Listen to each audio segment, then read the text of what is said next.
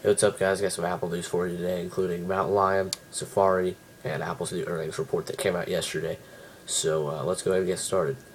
In Mountain Lion, this is OSX version 10.8, if you're keeping track at home. Uh, a lot of it is, I'd say, a lot like iOS on the iPhone and the iPod Touch and the iPad and stuff. It's really a lot like that kind of experience on your Mac. Uh, One big thing that they added that really is reminiscent of the iPhone on iOS 5 was the notification center they added. They added that on the Mac now, as well as it's on the iPhone and iPad and such. Uh, in with that, they added new sharing options like Twitter and Facebook, which are coming in iOS 6. As iOS 5 added Twitter, now they're in iOS 6 they're going to add Facebook. So it's going to do a lot of similar things when it comes to sharing, which I think is really cool. One thing that was really cool is that they've added in the past, they've added AirPlay, so you can stream your media through your Apple TV to your television to watch movies and videos and stuff that you have on your Mac on your television. Now they've added AirPlay mirroring, which is the same type of thing, except it's just your Mac screen mirrored to your television, which is really cool. And The Verge, which I'll leave links down below to the article where they review Mountain Lion, they thought it was really cool, and they thought the whole AirPlay mirroring thing was a reason enough in and of itself just to upgrade to Mountain Lion if you were thinking about it and you weren't sure if you were going to. But like I said, overall everything with Mountain Lion is very, very much like iOS, very simplified and very, just compact.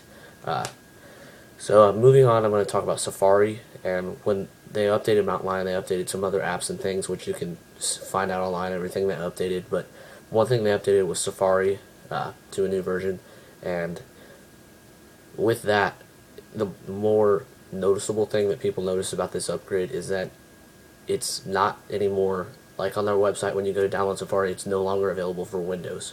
So it's basically for Mac only, and then of course it comes stock on iOS devices, so obviously it's still going to work on that, but Windows devices, it seems at this point, are out of luck when it comes to Safari. But honestly, I have a PC and I'm not totally torn up about it because I've never had Safari on my computer, and I've always used Google Chrome and Firefox, so it's not that big a deal to me. But some people like Safari, so it really kind of hurts their base, because I'm not totally sure how many people out there with a PC actually used Safari, but they might have, and that might hurt people's feelings towards Apple in that respect. So moving on, another thing that came out yesterday that was really big was their earnings report, and everybody expected it just because they're Apple. We made a ton of money, and here's how much we made. They had $35 billion in revenue, which is how much money they took in, and of that, $9.32 per share of their stock was earnings. So that adds up to about $8.8 billion overall, which